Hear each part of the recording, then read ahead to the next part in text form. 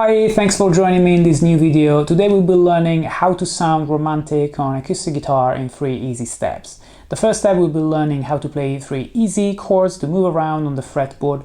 Then we'll learn a simple groove, and then in the last step we'll be adding more percussions and ghost notes to sound even more groovy. Let's have a close-up of the chords and the patterns that we're gonna play today. So the groove that we'll be learning today sounds like this.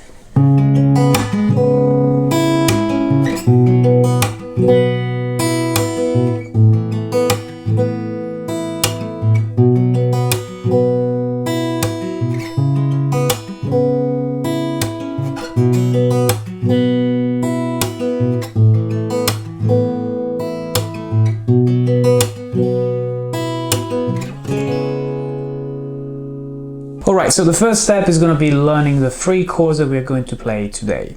So the first chord is this C sharp minor 7.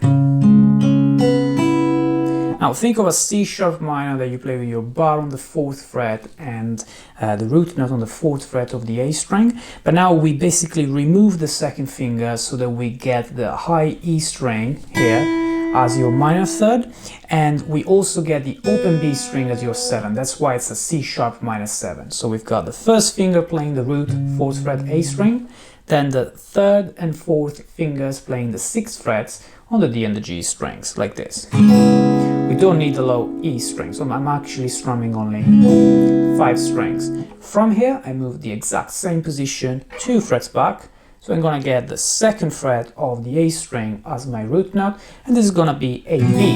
But it's not gonna be a B major. You can think of a B major, but we are now also adding the high E string here. So we're gonna have B, which is our root note, F sharp, perfect 5th, another B, so again the root 1 octave higher, and then we're gonna have the 4th. So for that reason, since we don't have a major third, we don't have a minor third, we can say this is it's a B sus 4.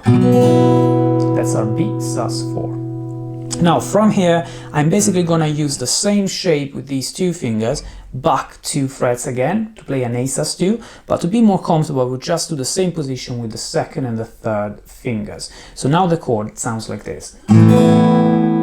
This is an A sus2 where I'm playing the 2nd and 3rd fingers on the 2nd fret of the D and G string. I'm leaving again the open B, which is the 2nd, and the high E string here, which is the 5th.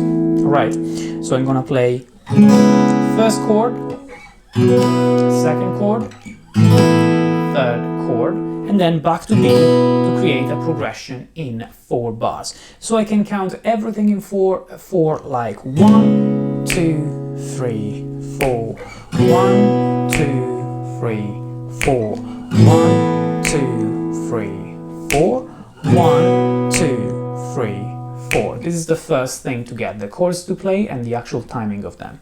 So in this second step we're going to learn how to play an easy groove to apply to these 3 chords. Let's get started with the C sharp minor 7, where we're going to pluck the 4 strings separately in the first beat, A, D, G and B strings. I'm using my thumb, index, middle and ring finger, followed by a percussion. So together so far it sounds as.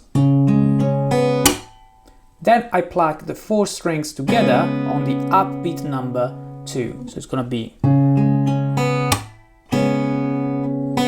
followed by a single note. With the ring finger I'm hitting the B string on the upbeat number 3 before playing another percussion on 4. So as usual we play the percussions on 2 and 4 to imitate the snare of the drums kit, and it's gonna be like 1 E and R, 2 E and R, 3 E and R, 4. So that note can be either on the 2nd or the 3rd 16th in the 3rd beat. For example, now I played it on the 2nd, so on the 3 E, and it's probably a better way to create a better syncopation. So 1 E and R, 2 E and R, 3 E and R, 4, so that you get more time before playing the percussion on 4. If you practice this pattern to learn it properly on 1 chord, slowly, right, like that, and then increase the tempo a little bit, like, then you can move it to the next chord and just apply exactly the same fingers, the same pattern to the 2nd chord. Then the 3rd.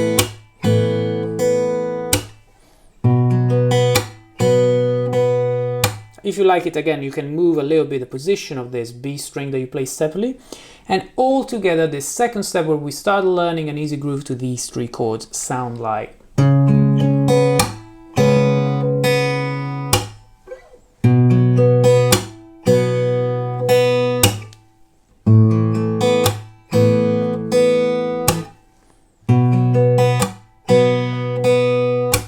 Now we're ready to get into the third and last step, where we learn the proper groove to apply to these three chords to sound a little bit more romantic and groovy at the same time. And it sounds like this.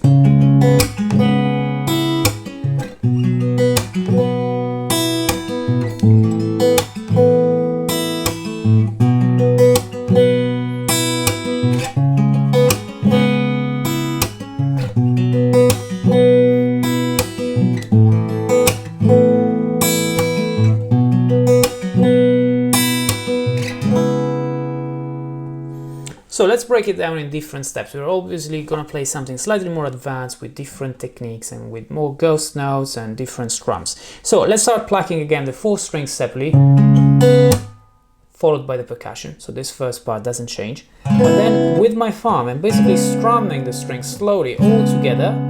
And I'm stopping on the E string, but without playing it. So I'm stopping here on the first string just to rest my thumb. And this way I get ready to play another note separately later with my thumb as well. So I'm gonna play so far. Right? So the strum is basically until the B effectively. I rest on the high E and then I play the high E separately. So. Then I can play the last percussion, which is going to be on 4, followed by 2 notes. The 2 notes can be any note you like. You can play middle finger and index on the B and G, or you can play index and thumb again. Okay. Personally, what I do most of the times, you can check out even other videos that I played on acoustic grooves. I play the percussion on 4 and then I use the index and the thumb only. So the index for me always play the G string and the thumb is always on the bass note. So in this case, it's on the A string all the time. So like... Now the timing so far, we just added those 2 16ths after the percussion on the beat number 4, but the rest of the timing is exactly the same as the step number 2. 4 16ths, percussion, strum, which goes on the upbeat number 2. The high E string that you play separately with your thumb is on the 3rd 16th, so it's basically on the upbeat number 3, like. After that, percussion, 2 16ths, index, thumb. So all together so far.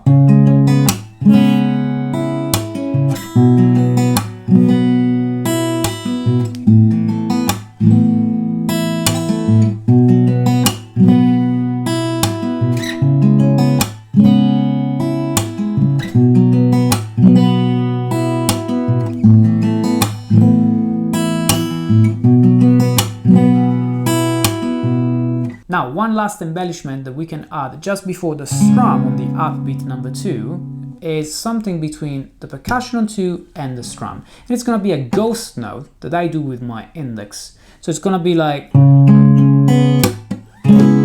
Just to make it even more groovy, just before you strum here, even if you strum all of the strings until E is fine, it's just important that you get that muted sound with the index. It's just something similar to the hi-hat of the drum kit, and it sounds very groovy when you do it. Like, all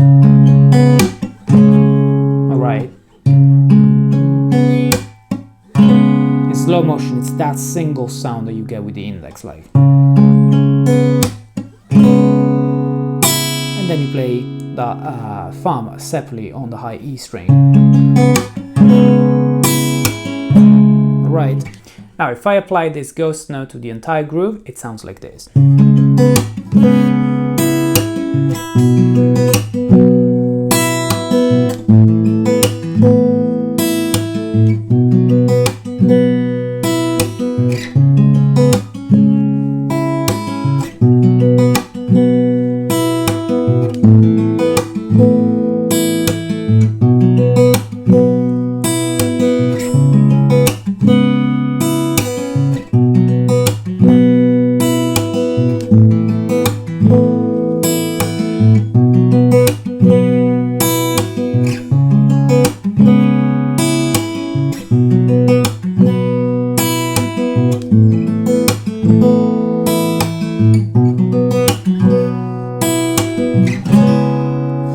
basically you can even change the string that you play here, whether you strum until the B, until the G, or until the high E, to create even more variations. But generally speaking, I would keep as a reference the high E string, so the first string here, as your point to rest with your thumb, like always like this. If you rest here, then you're ready to basically hit it separately, like,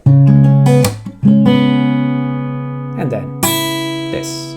Now, if you want to add even more dynamics, something that you can try, I was doing it before, is that you can also move your right hand closer to the bridge or closer to the neck to get different tones.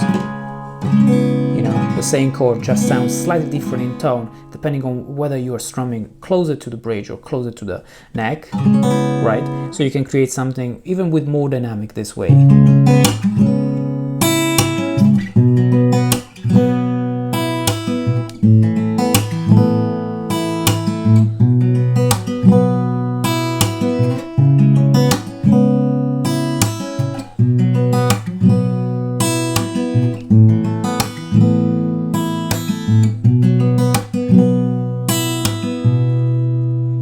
Alright, I hope you enjoyed today's video. If you have any questions about the chords and the rhythm that I played, please, as usual, leave them in the comment section below and I'll get back to you as soon as possible.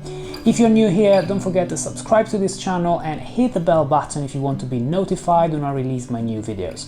This was The Bearded Guitarist. Thanks a lot for watching, guys. I'll be seeing you next time.